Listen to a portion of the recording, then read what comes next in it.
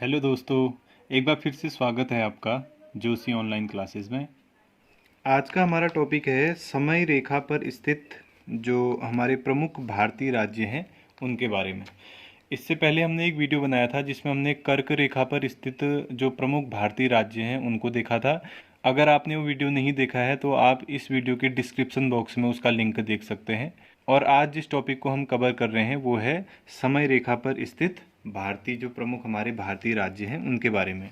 कभी कभी क्या होता है, यहाँ से भी प्रश्न पूछ लेता है कि समय रेखा भारत के कितने राज्यों से होकर गुजरती है, या निम्नलिखित राज्यों में से कौन सा राज्य समय रेखा पर स्थित है या समय रेखा पर स्थित नहीं है, या किस राज्य से होकर समय रेखा गुजरती है। तो इस तरह से बहुत सारे अलग अलग प्रश्न बनाकर प्रतियोगी परीक्षाओं में पूछे जाते हैं। तो उसे ही हम यहाँ पर एक छोटी सी ट्रिक से देखेंगे कि वो कौन से राज्य हैं जहाँ से समय रेखा होकर गुजरती है।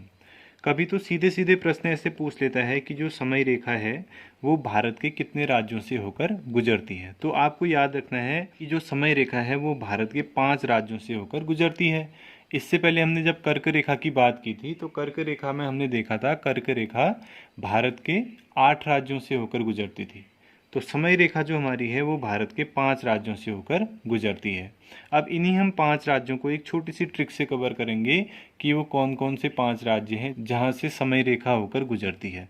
इससे पहले कुछ बेसिक्स इसके पॉइंट हैं उनको भी हम यहाँ पर डिस्कस कर लेते हैं कि जो ये समय रेखा है उसका निर्धारण हुआ कैसे था। तो 1884 में क्या होता है, ये सन आप याद रखिएगा कि 1884 में वाशिंगटन में एक बैठक हुई थी।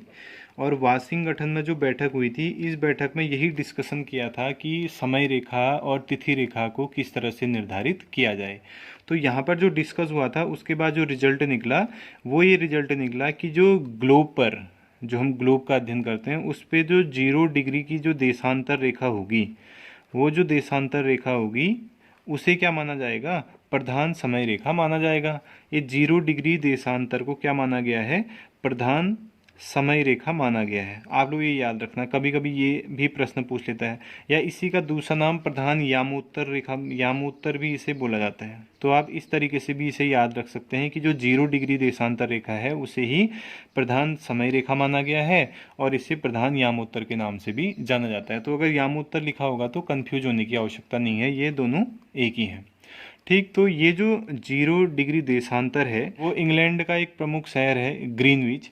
ये जो 0 डिग्री देशांतर है वो उसी शहर से होकर गुजरता है। तो वहीं से क्या होता है, समय का निर्धारण होता है। आपने देखा होगा हम GMT करके लिखते हैं, उसी का पूरा नाम ही वो होता है कि ग्रीनविच मीन टाइम, क्योंकि उसी शहर से क्या होता है समय को निर्धारित किया जाता है। अब अगर हम ग्लोब की बात करें तो ग्लोब पर अगर हम देखें तो भारत की जो स्थिति है, भारत जो है वो उत्तर पूर्वी गोलार्ध पर यहाँ पर लगभग स्थित है। तो यहाँ पर स्थिति होने के कारण जो भारत का जो मानक समय बनता है वो बनता है 82.5 डिग्री, 82.5 डिग्री पूर्वी देशांतर रेखा है। वो क्या है, भारत का क्या दिखाती है, वो मानक समय दर्शाती है। तो अब हमें यही डिस्कस करना है कि इस 82.5 डिग्री पूर्वी देशांतर पर कौन कौन से हमारे राज्य प्रमुख रूप से स्थित हैं। तो इसे हम एक छोटी सी ट्रिक से यहाँ पर कवर करेंगे। और आज की जो हमारी ट्रिक है वो है उमा उमा आधी, उमा आधी छत उड़ा ले गई। एक छोटा सा सेंटेंस है जिसमें उमा से कह रहा है कि क्या हुआ, आधी आई और आधी छत को उड़ा के ले गई। उमा आधी छत उड़ा ले गई। आसानी से आप इसको याद कर सकते हैं, एक दो बार पढ़ के आपको ये आसानी से याद हो जाएगा। उमा आधी छत उड़ा ले गई। तो यहाँ पर अब इस ट्रिक के अंदर हमारे वो 5 राज्य छुपे हुए हैं जहाँ से भारत की जो मानक समय रेखा है वो होकर गुजरती है। तो आइए उन्हीं को देखते हैं वो 5 राज्य कौन कौन से हैं। तो ट्रिक में अगर हम देखें तो पहला जो हमारा वर्ड है वो है उमा। अब इस वर्ड में से अगर हम ऊ को बाहर निकालें तो इससे जो राज्य निकल के आता है वो पहला राज्य हमारा उत्तर प्रदेश। उत्तर प्रदेश हमारा वो राज्य है जहाँ से मानक समय रेखा होकर गुजरती है। दूसरा, इसी उमा वर्ड में जो दूसरा हमारा लेटर है वो है माँ। और अगर हम इससे देखें तो इससे ठीक नीचे, उत्तर प्रदेश से ठीक नीचे हम देखें तो ये मध्य प्रदेश, ये भी वो राज्य है जहाँ से समय रेखा होकर गुजरती है। तो 2 राज्य हो गए, उमा से हमने निकाला, ऊ से निकाला उत्तर प्रदेश, माँ से निकाला मध्य प्रदेश। अब इसके बाद है आधी। अब आंधी से भी हमारा एक राज्य का नाम बनता है, आप लोगों को पता लग गया होगा। तो वो राज्य हमारा है आंध्र प्रदेश, जिसको हमने निकाला आंधी नाम के शब्द से। आंध्र प्रदेश भी वो राज्य है जहाँ से समय रेखा होकर गुजरती है। उसके बाद अगला वर्ड है हमारा छत। आशा करते हैं छत से भी आपको पता चल गया होगा कि छत से क्या निकलने वाला है। तो छत से निकलेगा छत्तीसगढ़। छत्तीसगढ़ भी हमारा वो राज्य है जहाँ से समय रेखा होकर गुजरती है। और लास्ट वर्ड है हमारा उड़ा, और उड़ा से हमने यहाँ पर निकाला हमारा उड़ीसा। उड़ीसा हमारा 5वां राज्य है जहाँ से होकर समय रेखा गुजरती है। तो ये जो 5 राज्य हैं, उत्तर प्रदेश, मध्य प्रदेश, आंध्र प्रदेश, छत्तीसगढ़ और उड़ीसा, ये वो 5 प्रमुख राज्य हैं जहाँ से समय रेखा होकर गुजरती है। इन 5 राज्यों को याद करने के लिए जो हमने ट्रिक बनाई वो थी उमा, आंधी, छत, उड़ा, ले गई। इसमें अगर हम देखें, ऊ से हमने निकाला उत्तर प्रदेश, माँ से हमने निकाला मध्य प्रदेश, आंधी से हमने निकाला आंध्र प्रदेश, ऐसे ही छत से हमने निकाला छत्तीसगढ़, और लास्ट जो उड़ा शब्द है हमारा, उड़ा से हमने यहाँ पर निकाला है उड़ीसा। तो इस ट्रिक से वो 5 राज्य हमें याद होते हैं जहाँ से समय रेखा होकर गुजरती है। अब इसके अलावा 1-2 पॉइंट और देखते हैं, ये आपको आसानी से याद हो जाएगा, छोटी सी ही ट्रिक है। तो अन्य जो हमारे पॉइंट हैं जो प्रतियोगी परीक्षा के दृष्टिकोण से महत्वपूर्ण हैं उनको देखते हैं। सबसे पहला पॉइंट हमारा ये है IST। देखिए IST से हमारा मतलब है इंडियन स्टैंडर्ड टाइम, जिसकी बात यहाँ पर हो रही है, भारतीय जो मानक समय है। कभी कभी क्या होता है, इसकी स्थापना के बारे में प्रश्न पूछ लेता है कि भारतीय मानक समय या IST, इसकी जो स्थापना थी वो किस वर्ष हुई थी। तो इसको स्थापना आपको याद रखना, ये बहुत महत्वपूर्ण है कि इसकी स्थापना 1 सितंबर, ठीक है, 1 सितंबर 1947 को इसकी स्थापना हुई थी। आज़ादी मिलने के जस्ट अगले ही महीने जो है इसकी क्या कर दी गई थी, स्थापना कर दी गई थी, किसकी, इंडियन स्टैंडर्ड टाइम की। तो ये स्थापित हुआ था 1 सितंबर 1947 को। तो ये भी हमारा प्रतियोगी परीक्षा के लिहाज से महत्वपूर्ण है, पूछ सकता है कि IST की स्थापना किस वर्ष की गई थी या कब की गई थी। तो ऑप्शन में 1 सितंबर 1947 जहाँ पर आपको मिलेगा आप उसको टिक कर सकते हैं। दूसरा, यहाँ पर 1-2 कुछ शब्द हमने बोले थे, उनका हम अर्थ समझ लेते हैं। जैसे हमने एक शब्द बोला कि मानक समय, मानक समय रेखा बोला ना, तो मानक समय क्या होता है।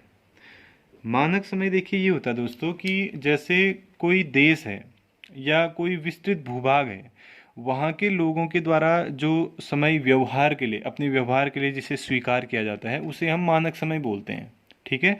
तो ये जो IST है वो पूरे के पूरे भारत देश के लिए क्या है, मानक समय है।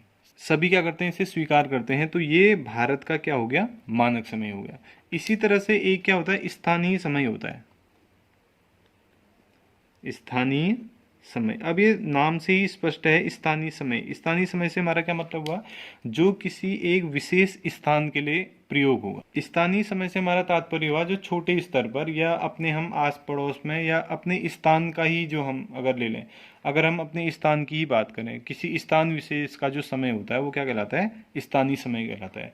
तो मानक समय विस्तृत भूभाग पर जो फैला होगा, या हम कह सकते हैं किसी देश के लिए, और स्थानीय समय क्या हुआ, किसी स्थान विशेष के लिए। स्थान विशेष का, स्थान विशेष से हमारा तात्पर्य हुआ कि जहाँ पर हम निवास कर रहे हैं उस लोकल एरिया का जो समय है वो क्या कहलाएगा, स्थानीय समय कहलाएगा, ठीक। तो ये हमारे कुछ फैक्ट हैं, आपको ये याद रखने हैं, और ये हमारी ट्रिक है जिससे हम उन 5 राज्यों के बारे में याद कर सकते हैं जहाँ से होकर समय रेखा गुजरती है। तो अब यहाँ से भी प्रश्न कैसे पूछ लेता है कि जैसे निम्नलिखित में से वो कौन सा राज्य है जहाँ से होकर समय रेखा गुजरती है। अब क्या करेगा, इन 5 में से एक ऑप्शन दे देगा, एक राज्य दे देगा, 3 अलग राज्य दे देगा। तो आपको अगर ये ट्रिक याद है तो आसानी से आप पता लगा सकते हैं कि वो कौन सा राज्य है जहाँ से समय रेखा होकर गुजरती है। कभी कभी क्या होता है, मानक समय के लिए पूछ लेता है, तो आप बता सकते हैं कि 82.5 डिग्री का जो पूर्वी देशांतर है वो भारत का क्या है, मानक समय है। और इसके बारे में थोड़ा और एक्सप्लेन करें तो ये क्या है, उत्तर प्रदेश में इलाहाबाद एक जगह है जिसे अभी प्रयागराज के नाम से जानते हैं। तो यहाँ पर क्या है, इसके ही पास में एक नैनी नाम से स्थान है, इस स्थान से होकर ये रेखा क्या होती है, गुजरती है। तो कभी कभी अगर डीप अंदर से पूछेगा तो इसका भी जिक्र यहाँ पर कर सकता है। तो ये भी आपको याद रखना है कि 82.5 डिग्री का जो पूर्वी देशांतर है वो उत्तर प्रदेश में स्थित इलाहाबाद, जिसका नया नाम अभी प्रयागराज है, के अंदर स्थित एक जगह है नैनी, वहाँ से होकर गुजरती है। तो आशा करते हैं ट्रिक भी आपको पसंद आई होगी और इससे जुड़ी हुई जानकारी भी आपको पसंद आई होगी। तो अगर आपको ये वीडियो अच्छा लगा तो अपने दोस्तों को शेयर कीजिए, चैनल को सब्सक्राइब कीजिए, लाइक कीजिए, कमेंट कीजिए। जल्दी मिलते हैं एक नई ट्रिक के साथ। धन्यवाद।